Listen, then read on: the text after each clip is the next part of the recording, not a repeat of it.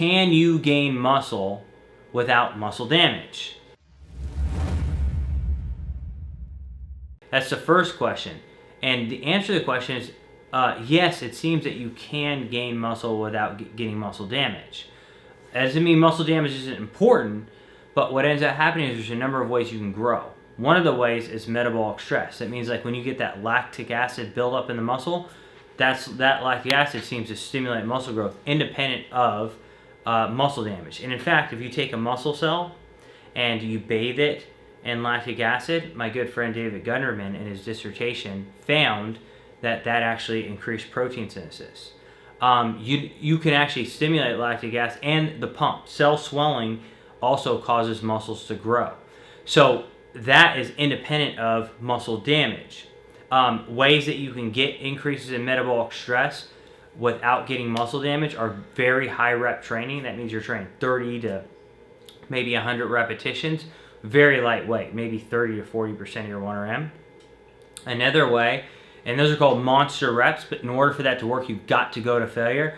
So imagine going to failure with like 100, like 50 or 60 reps on leg press.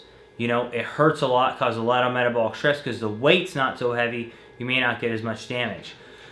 Blood flow restriction training, that's where you take a wrap and you wrap it around the limb, like here for example, and start doing biceps. I am causing a lot of cell swelling in the muscle, and lactic acid cannot be cleared. So when lactic acid can't be cleared, that triggers muscle growth. So blood flow restriction is another way that you can increase muscle growth without damage. In fact, Dr. Ryan Lowry, who's in the office right now, he and I did a study on blood flow restriction where we looked at the effects of what we call basically practical blood flow restriction. That's where you use a wrap. And we looked, does it cause growth, anabolic effects? The answer is yes. Did it cause damage? The answer was no, not measurably. So now, the second question is, does muscle damage help with muscle growth? That, I think, is one of the most controversial questions that there are. What I will say is this.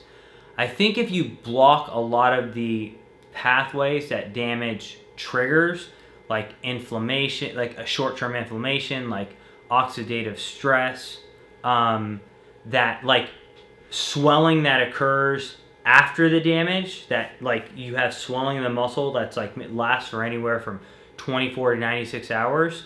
I think if you were to eliminate a lot of the stuff that damage triggers, you wouldn't get as much growth. That's my strong hypothesis. That's what I think is the case. So, and even if that's not the case, the movements and the mechanics that lead to muscle damage certainly seem to be associated with muscle damage. For example, heavy lifting, load, tension on the muscle causes muscle growth. Now, is there a way, a lot of people go, well, you can't distinguish between muscle damage and lifting heavy. How do you tease those out? The answer is yes, you can. If you take someone like Paul, when he's squatting like 3-4 times a week, okay, or he's benching 3-4 times a week, Paul might be lifting heavy. Say he's lifting like over 405 pounds. You could say that's very heavy, but if he's doing it 3 to 4 times a week, he may not get a lot of muscle damage any longer, but the weight's still heavy. So tension's still there, but the growth stops happening. It slows down, right? So that is a way to distinguish. I think that when we stop getting that effect, you'll notice that you stop getting like a lot of the growth effects. So I think that is a way you can tease them out. I personally think, and this is a controversial topic, because a lot of times you can't prove that. You can't prove anything in biological sciences. That's mathematics, that's physics, right?